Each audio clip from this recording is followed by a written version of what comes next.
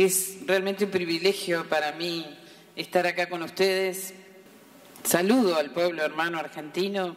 Me siento sumamente responsable de representar de alguna forma a mi país en este momento.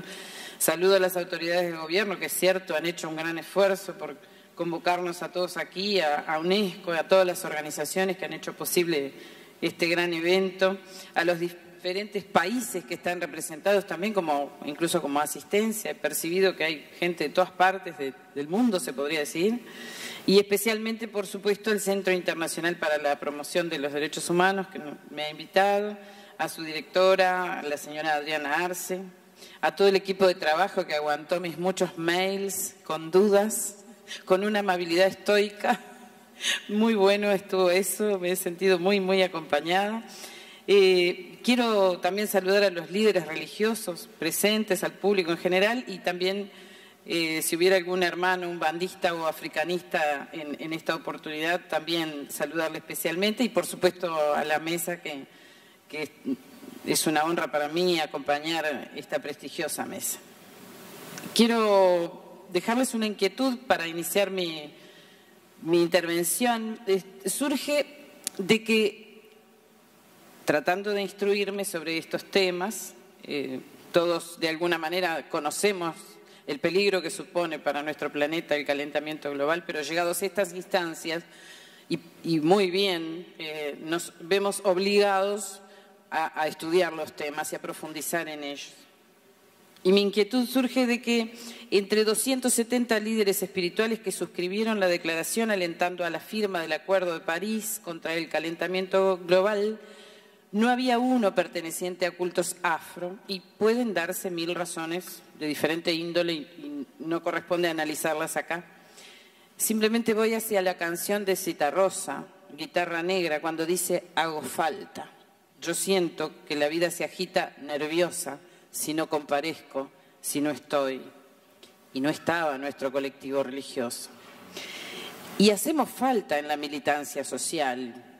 Y es realmente importante nuestro aporte, como el de todas y de todas las comunidades. Y desde allí es que siento tan trascendente esta puerta abierta del seminario al trabajo mancomunado para que hagamos nuestro aporte como confesión religiosa. Una gran y hermosa responsabilidad, como decía, de abrir caminos que esperamos se continúen transitando.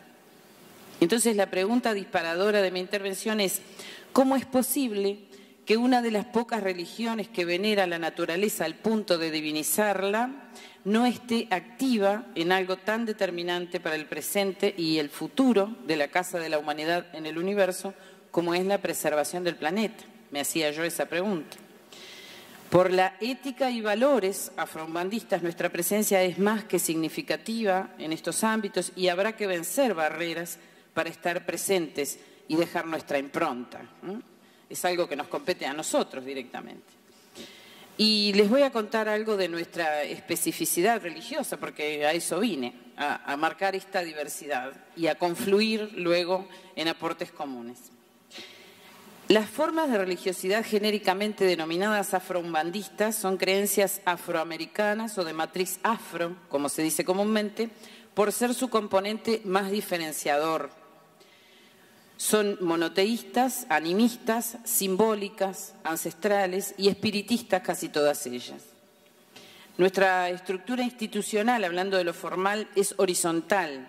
Si bien hay organismos nucleadores, yo presido uno de ellos, una federación, IFA del Uruguay, o asociaciones, no tenemos grandes centrales. Eso también supone que no tenemos de pronto financieramente ayudas económicas que promuevan acciones colectivas, y esto limita a veces la capacidad organizativa y a su vez responde a una realidad histórica. Provenimos de sectores vulnerados de las sociedades coloniales, indígenas y africanos, de donde surge Umbanda y los cultos afro respectivamente, por más que tengan orígenes muy anteriores a la era cristiana. Somos una religión discriminada, históricamente víctima de preconceptos y exclusión, a pesar de que hoy día hay otras aperturas. Mi presencia aquí es testimonio de ello. Y quienes más tendríamos que mostrarnos para dar a conocer lo que somos y fundamentalmente lo que no somos, y así vencer estereotipos de cosa oculta, semilegal, brujos, macumberos, etc., somos a la vez quienes menos podemos hacerlo y muchas veces se retroalimenta ese círculo vicioso de desconocimiento, prejuicio, más desconocimiento y así sucesivamente. Se reflejan incluso en lo cotidiano y les pongo un ejemplo que más o menos todos manejamos. ¿A qué religión se le pregunta, vos sos de los que hacen daño? Y a nosotros reiteradamente se nos hace esa pregunta que de por sí resulta ofensiva. Otro mito es que somos politeístas.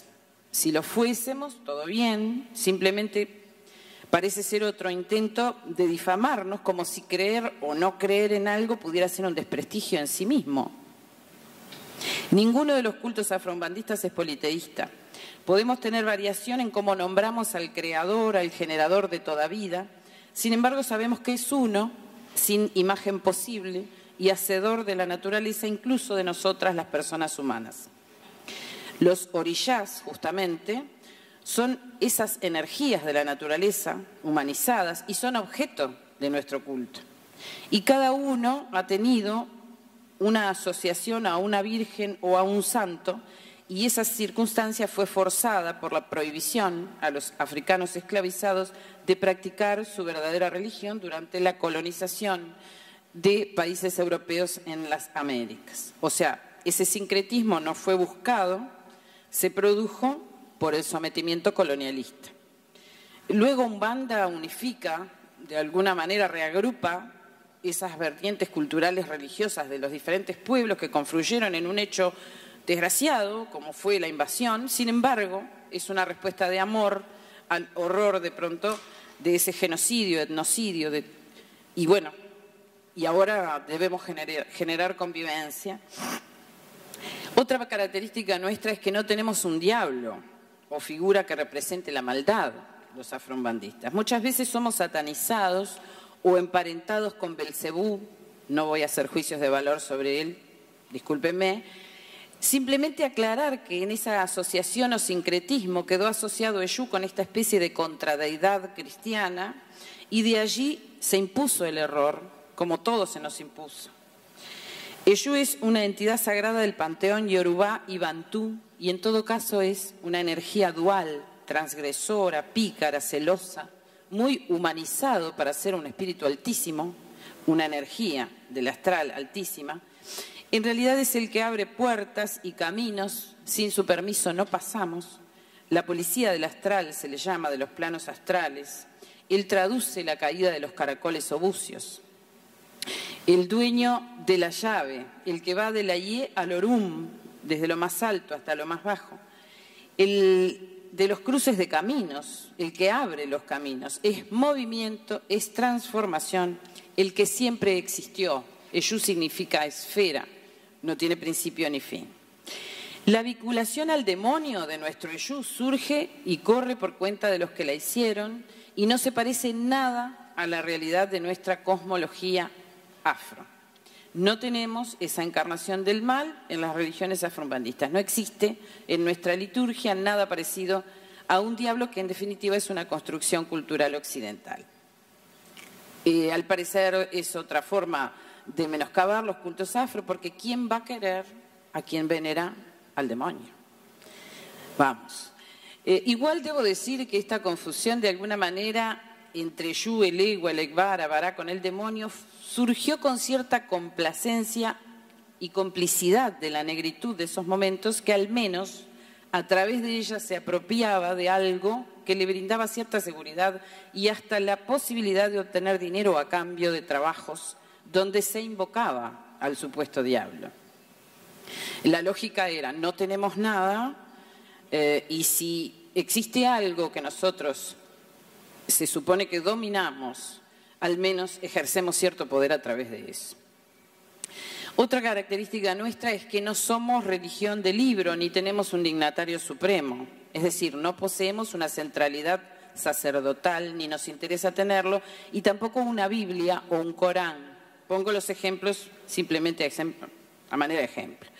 Con la dificultad, bueno, para nosotros que supone también la interpretación de estos libros, ¿no? Que siempre es subjetiva. No tener un libro sagrado no significa que seamos caóticos. Los fundamentos ritualísticos y hasta dogmáticos que nos sustentan son ciertos, repetidos, comparables, compartidos, practicados, fundamentados, jerárquicos, manifestados, observados y aprendidos por los iniciados de generación en generación. Cada ministro o ministra tiene su linaje o familia ritual que le precede, le sucede y sus pares, y más o menos prestigio propio según se lo gane, sea por su labor espiritual, intelectual, social o todo junto. Somos cada cual unidos por una bandera de fe en los orillás, juntos en la diversidad de rituales, y esto no es un demérito sino un dato de la realidad que habla de la libertad de crecer y evolucionar, y de la esencia de ser libertos, seamos de batuque, candomblé, ifá, umbanda, santería, palo mayombe, tambor de mina, yangó, quimbanda, vudú, etc. Veneramos a los precursores, a los ancestros, predicamos el respeto a la ancianidad que representa la sabiduría, conocimiento, paciencia, humildad, fe, amor, especialmente a nuestros pretos velios, ancianos negros, a quienes debemos el legado del culto y hoy día son emblema de resistencia cultural o resiliencia, pues a pesar de los horrores de la esclavitud nos brindaron la herencia de la memoria cultural. Respetamos a las mujeres y a la niñez, tomada como símbolo de salud, bendición y abundancia. No hacemos diferenciación ofensiva por opción sexual y la familia, sea carnal o religiosa, tiene una importancia superlativa en nuestras creencias. La tradición oral, como habrán notado, es uno de nuestros factores distintivos, es un valor en sí mismo que queremos resaltar, ya que canciones, leyendas, mitos, poesías, recetas, ritos, culinaria, proverbios, vestimenta, danzas típicas, etcétera, y la reiteración y observación del hacer en comunidad transmitió el legado a las nuevas generaciones y en ese sentido nuestros templos afro-umbandistas son reservorios naturales de esa cultura y tradiciones afroamerindias, incluso porque posteriormente en la institucionalidad de los países nos fue por mucho tiempo cercenado el derecho a la educación como etnia, como religión étnica. Concluyo. Somos, como decía, religión étnica, o sea, original de un pueblo, en este caso prácticamente de un continente, y aunque las religiones no tienen color o los tienen todos, es un gran mensaje que en el territorio del Río de la Plata la practican más personas no visiblemente afro que las afrodescendientes visibles por su fenotipo. Como sea, cuando se practica este culto, seas del color que seas o la nacionalidad que seas, se está reproduciendo y generando identidad africana, porque cultos afro es cultura afro. El equilibrio de la naturaleza, y vamos a lo que nos convoca, sería seriamente dañado, nos llama, nos une ante la crisis. Es una pena realmente que nos unan los problemas y sin embargo tiene mérito si esto sucede. Nos muestra que hay chance de que la humanidad se hermane o al menos se coordine entre las distintas vertientes religiosas y se alinee en torno a valores que sustentan derechos humanos. Eso nos sanará colectivamente seguramente y nos dará esperanzas. Cuidar el medio ambiente y los recursos naturales es una agenda inherente a la cultura afrorritual por fundamento religioso. Rescato entonces la vigencia absoluta y la sabiduría de un culto milenario en este sentido. El desafío es conservar la herencia cultural religiosa y el sistema de creencias en un mundo desequilibrado por una modernidad desaforada o tal vez mal usada. A las religiones nos compete un doble papel, que es hacer y también rogar, porque lo que podemos hacer no tenemos que pedirlo a los espíritus ni a los dioses, solo fuerzas y salud para luchar, responsabilizarnos y ser ejemplo de espiritualidad frente al consumismo. Y en el Palacio de las Aguas no puedo dejar de nombrar a Yemaya, nuestra madre del agua, y también a su hijo en algunas leyendas, Obaluae o Mulú, que es la tierra, y en nombre de ellos a todo el panteón sagrado implorar públicamente perdón, y con énfasis, perdón a los orillás por dañar la tierra de esta manera. Y dejo para finalizar una frase de Pai Julio Kronberg de Omulú, director del periódico Atabaque, que en 1997 editaba su primer ejemplar, periódico afro-umbandista cultural uruguayo.